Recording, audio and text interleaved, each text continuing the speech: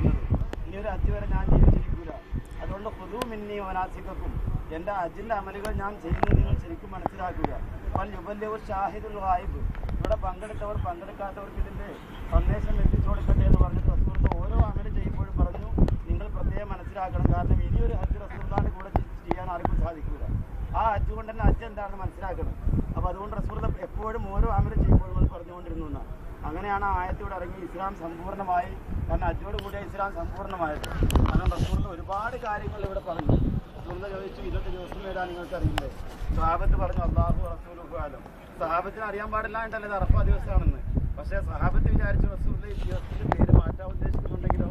അതുപോലെ ഈ സ്ഥലം ഏതാണെന്ന് നിങ്ങൾക്ക് അറിയില്ലേ? സഹാബത്ത് പറഞ്ഞു അല്ലാഹു റസൂലുഹു അലം. അപ്പോൾ സഹാബത്തിന് റസൂലുള്ളാഹിയോട് എത്രമാത്രം ബഹുമാനം, അതല്ലെങ്കിൽ അദബ് പാലിച്ചിരുന്ന് എങ്ങനെയാണ് നമുക്ക് മനസ്സിലാക്കാൻ സാധിക്കും എന്നെല്ലാം ചാടി എഴുന്നേറ്റ് ഒരാൾ പറയും ഇത് അറഫാ ദിവസമല്ലേ, അതല്ലെങ്കിൽ ഇത് അറഫയെ ചോദിക്കുകയല്ല ചെയ്യുന്നത്. അവർ പറയുന്നത് അല്ലാഹു റസൂലുഹു അലം. അപ്പോൾ റസൂലുള്ളാഹി ചോദിക്കുന്നത് അറഫാ ദിവസമല്ലേ, ഇത് അറഫ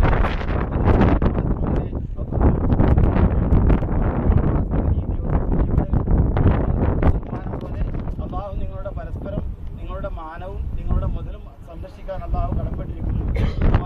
ഹറാമാണ് ഒരാളെ മാനപ്പെടുത്തുകയും അതുപോലെ ജനം അപഹരിക്കുകയും ചെയ്യൽ ഹറാമാണ് എന്ന് പറഞ്ഞുകൊണ്ട് ഓരോരുത്തർക്കുള്ള അവകാശങ്ങൾ റസൂലുള്ളാഹി പ്രത്യേകം എടുത്തു പറഞ്ഞു.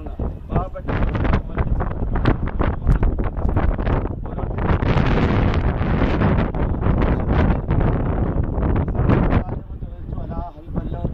ഞാൻ നിങ്ങൾക്ക് എല്ലാ കാര്യങ്ങളും എത്തിച്ചു തന്നിട്ടില്ലേ, പഠിപ്പിച്ചു സഹാബത്ത് മുഴുവനും പറഞ്ഞു ബലായ റസൂലല്ലാഹ്, ഞങ്ങൾക്ക് എല്ലാ കാര്യങ്ങളും അങ്ങ് പഠിപ്പിച്ചു വന്നു എന്ന് 3 പ്രാവശ്യം ഈ ചോദ്യം ആവർത്തിക്കുകയും സഹാബത്ത് മറുപടി പറയുകയും ചെയ്തു. ആ സമയത്ത് റസൂലുള്ളാഹി തങ്ങൾ പറഞ്ഞു അല്ലാഹുവേ നീ സാക്ഷിയാണ്. ലക്ഷക്കണക്കിന് സഹാബത്ത് സമ്മതിച്ചിരിക്കുന്നു. ഞാൻ എല്ലാ കാര്യവും അവർക്ക് പറഞ്ഞു കൊടുത്തിരിക്കുന്നു. ഞാൻ ഒന്നും മാറ്റിവെച്ചിട്ടില്ല. അതുകൊണ്ട് പരലോകത്ത് നീ എന്നോട് ചോദ്യം ചെയ്യരുത് എന്ന് പറഞ്ഞുകൊണ്ട് റസൂലുള്ളാഹി തങ്ങൾ അല്ലാഹുവിന് സാക്ഷി ആ പ്രസംഗത്തിലാണ്. റസൂലുള്ളാഹി തങ്ങൾ ഖുതുബത്തുൽ വിദാ വിടവാങ്ങൽ പ്രസംഗം എന്ന് പറഞ്ഞ അതാണ്. കാരണം ഇനി ഒരിക്കലും ഞാൻ നിങ്ങളെ ഇവിടെ വെച്ച് കണ്ടില്ലെന്ന് വന്നേക്കാം എന്ന് റസൂലുള്ളാഹി തങ്ങൾ പറഞ്ഞില്ലേ.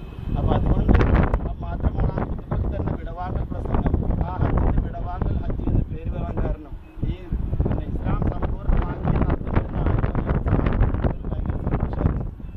കാരണം ഇസ്ലാം പൂർണ്ണമായല്ലോ. ആ സമയത്ത് പ്രധാനപ്പെട്ട സ്ത്രീകളൊന്നും കരഞ്ഞുപോയിരുന്നു. എന്തിനാ കരയുന്നത്? സന്തോഷിക്കേണ്ട ദിവസമല്ലേ. അള്ളാഹു ഇസ്ലാം നീ സമ്പൂർണ്ണമാക്കി തന്നില്ലേ, നിങ്ങളുടെ ദീൻ തൃപ്തിപ്പെട്ട മതമാക്കി തന്നില്ലേ എന്ന് പറഞ്ഞപ്പോൾ സിദ്ദീഖ് എന്ന് പറഞ്ഞു ഞാൻ ഭയപ്പെടുന്നു റസൂലുള്ളാഹി തങ്ങൾ ഈ ലോകത്തോട് വിടവാങ്ങാൻ സമയമായിരിക്കുന്നു. കാരണം ദീൻ സമ്പൂർണ്ണമാക്കി മാറ്റാൻ വേണ്ടിയാണ് അള്ളാഹു റസൂലിനെ അയച്ചത്. ആ സംഭവം കഴിഞ്ഞു പോയാൽ പിന്നെ റസൂലിന്റെ ആവശ്യമില്ലല്ലോ. അപ്പോൾ അതുകൊണ്ട് ഇനി ഏത് സമയവും റസൂലിന്റെ വഫാത്താകാനുള്ള സമയമായി എന്ന് ഞാൻ മനസ്സിലാക്കുന്നു.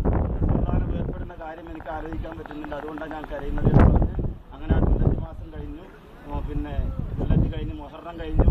സഫർ മാസം അവസാനം റസൂലുള്ളാഹി തങ്ങൾക്ക് പനി ബാധിച്ചു. സഫർ മാസം അങ്ങനെ 10-12 ദിവസം ഭയങ്കരമായി പനിച്ചു. റബീഉൽ അവ്വൽ 12 തിങ്കളാഴ്ച ലോകത്തോട് ലോകത്തോട് പറയുകയും 2 മാസം മാത്രമായി ഹജ്ജിന് ശേഷം റസൂലുള്ളാഹി ജീവിച്ചിട്ടുള്ളത്. അപ്പോൾ ഹിജ്റ 8-ാം വർഷമാണ് ഹജ്ജ് നിർബന്ധമാക്കിയത്, ഹജ്ജ് ഫർളാക്കിയത്. നമ്മൾ മനസ്സിലാക്കും പോലെ ഈ നുബുവത്ത് കിട്ടിയ ഉടനെ ഹജ്ജ് ഫർളായിട്ടില്ല. ഹിജ്റ 8-ാം വർഷമാണ് ഹജ്ജ് ഫർളാക്കിയത്. 9-ാം വർഷം 1500 പേരെ റസൂലുള്ളാഹി തങ്ങൾ ഒരു ഹജ്ജ് ഗ്രൂപ്പ് ഇങ്ങോട്ട് അയച്ചു. അന്നുകൊണ്ട് ഹജ്ജ് ഗ്രൂപ്പൊക്കെ റസൂലുള്ളാഹി തങ്ങൾ 1500 പേരുമായി അബൂബക്കർ സിദ്ദീഖ് റളിയല്ലാഹു ഒരു ഗ്രൂപ്പായിട്ട് അയച്ചു. അപ്പോൾ 10-ാം വർഷം റസൂലുള്ളാഹി തങ്ങൾ തന്നെ നേരിട്ട് വന്ന് ഹജ്ജ് ചെയ്യുകയും ചെയ്തു. അതുകൊണ്ടാണ് റസൂലുള്ളാഹി തങ്ങൾ ഒരു ഹജ്ജേ ചെയ്തിട്ടുള്ളൂ എന്ന് ചിലർ പറയുന്നത്. പക്ഷെ റസൂലുള്ളാഹി ഒരു ഹജ്ജല്ല, ഹിജ്റ പോകുന്നത് വരെ എല്ലാ വർഷവും ഹജ്ജ് ചെയ്തിരുന്നു. പക്ഷെ ഫർളാക്കിയതിന്റെ ശേഷം ഒരു ഹജ്ജ് ചെയ്യാനുള്ള അവസരമാണ്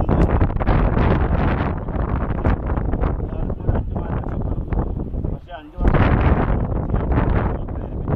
കാരണം നമ്മുടെ ചെയ്യുന്ന തെറ്റുകളൊക്കെ മായ്പിച്ച് കളയാനും പൊറുപ്പിച്ച് കളയാനും ഏറ്റവും നല്ല മാർഗം ഹജ്ജ് ചെയ്യലാണ്.